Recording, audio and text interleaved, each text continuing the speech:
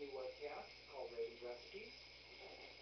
Today, what we are making is fried chicken. Okay.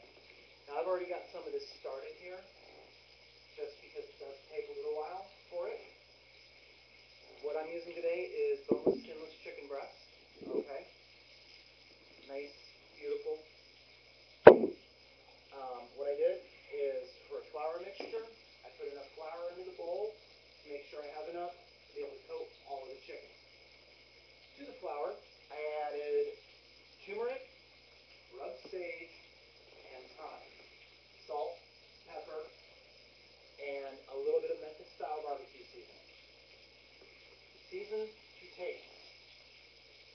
Now, your Memphis-style barbecue seasoning has some salt in it, has some pepper in it. You don't want to add a lot of salt or add a lot of pepper. I added about 1/8 of a teaspoon of pepper, and I added just right around the neighborhood of about 1/2 teaspoon of salt.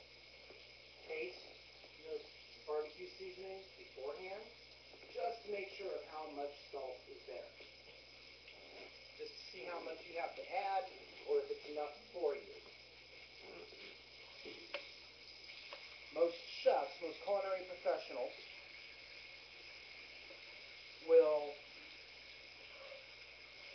soak their chicken bits or chicken pieces overnight in buttermilk. I don't do it in buttermilk, one, because buttermilk is expensive, and this is budget recipes that are going to take divine. So what I did was you add your chicken into your egg wash. Alright, 5 eggs, whisk it up nice and smooth. Put your chicken into your egg wash. I usually add 4 to 5 pieces at a shot so that it has time to sit there and soak a little bit and get all that nice gooey egg into it. The egg will help keep it nice and moist,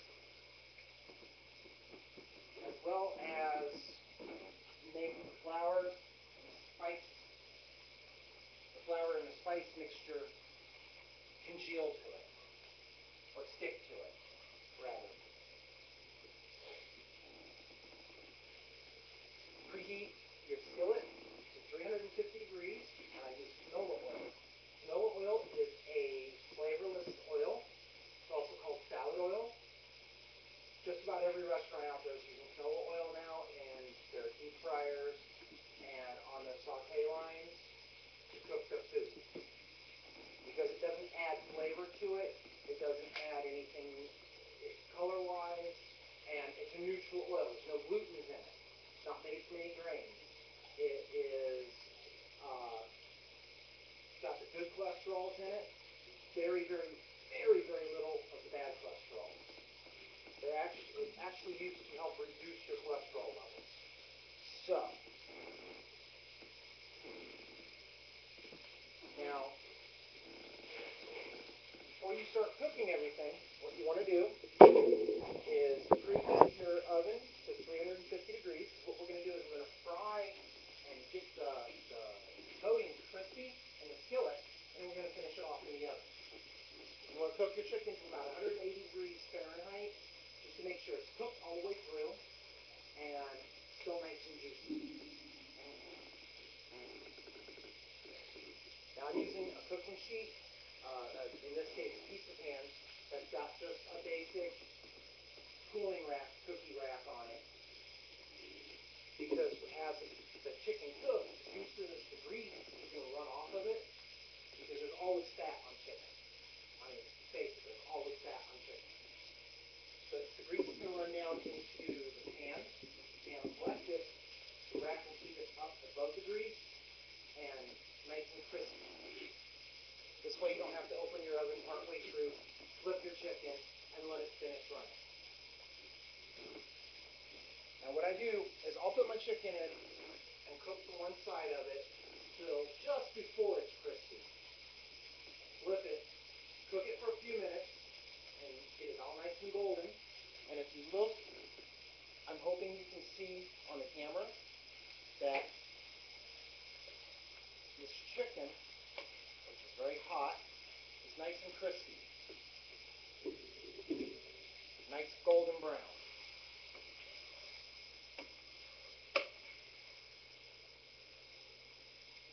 Oh, there's two pieces there. Bonus. Now you can use, like I said, I'm using boneless, skinless chicken thighs. That's what I can afford at this point to do this with. And those were actually courtesy of my camera person, Miss White. I got about 5-6 pieces here. And if you need more oil in your skillet, just add a little bit more. Just a little bit, just a touch. Because your breading will absorb some of it. Okay? That one's full. So what I'm going to do is I'm going to pop it into my preheated oven at 350 degrees. And you want to run that for about 15 to 20 minutes to get it up to 180 degrees Fahrenheit. If you're using whole chicken pieces, a chicken, if you break it down yourself, which I know some of you don't know how to, or if you go to your butcher, buy your chicken pieces already broken down, you want to run it for about 20 to 30 minutes after you've taken it out of your skillet, because the chicken breasts are thick. And if you get nice meaty legs or nice meaty thighs, they're going to take a little bit longer to get up to temperature. So, take your bottom chicken piece out of your egg, kind of drain it off a little bit, put it in your flour, and yes, I use the same hand for both in this case. You don't want the goo from the egg or from the flour sticking to your hands. If you don't like to wash your hands a lot, you can go to your local drugstore or local department store or someplace like Walmart, Walgreens, Kmart, any place like that, and purchase latex exam gloves or latex gloves. You can even go to your local beauty supply store and purchase them. And that way it will keep all the goo off of your hands. And then all you have to do is take your glove off,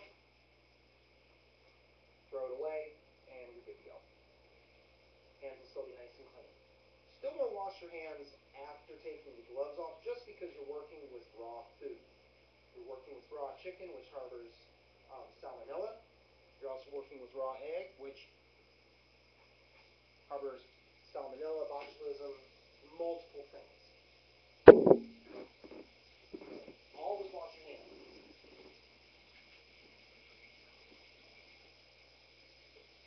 And when you wash your hands, use good antibacterial soap, or you can even use your dish soap. Most dish soap is antibacterial, which is why it's dish soap.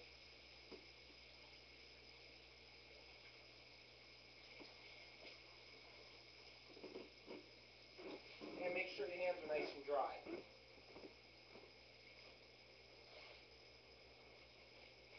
Now I'm done with the flour, which, as you can see, there's not a lot left. This was about half full. So what you want to do is get rid of that flour after you're done with it, and put that bowl in the sink. And as you can see, I still have a little bit of egg left. Like I said, I used about 5 large grade A eggs to make sure that all the chicken was coated nicely with the egg. When you're done, if you want a little extra treat, if you like eggs, you can fry them up, or you can just dump the egg down the sink. That is entirely up to you. Set that off to the side for now. Now I'm going to let this fry for a little bit. Now if you look at it, you can see the edges of the chicken are starting to turn a little bit yellow. That is from the turmeric in the seasoning. Turmeric is a yellow seasoning. You can buy it at any grocery store. It's used a lot in curries. If you're holistic, it has properties in it that can help with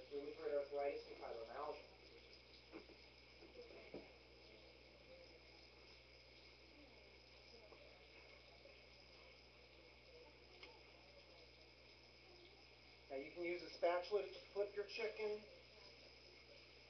You can use tongs like what I'm using. I prefer tongs because the tongs don't break up the breading on the chicken as much. As you can see, there's a lot of yellowing. There's a little bit of goldening in there. And just because things are slanted a little bit, I'm going to spread the oil. I'm going to move the skillet a little bit. Now you let that fry up and get nice and golden brown.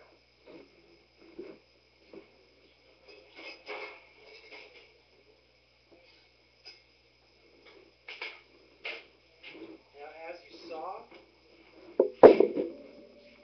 the other pan was nice and full, so I've got another baking pan. This is actually the drip catch from my convection oven. Another cooling rack. Fits right down in it. So nothing to worry about.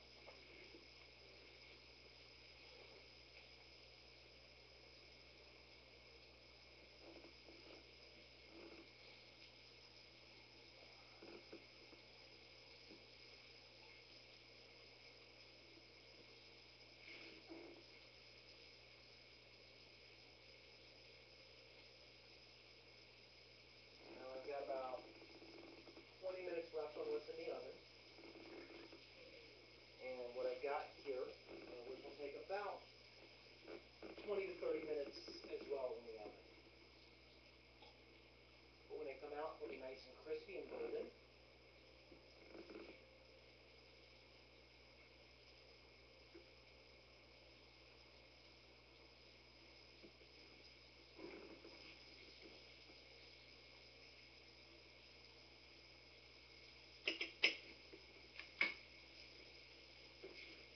And as needed, you can add just a little bit more oil to the pan, especially if it all runs down to one side and you can't get it to spread back out because of the flour from the other chicken bits.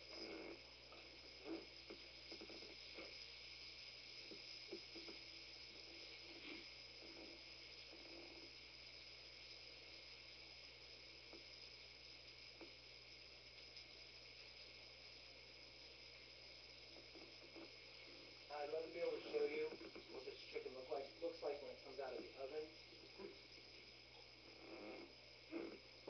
Matter of fact, it should be about its finished color.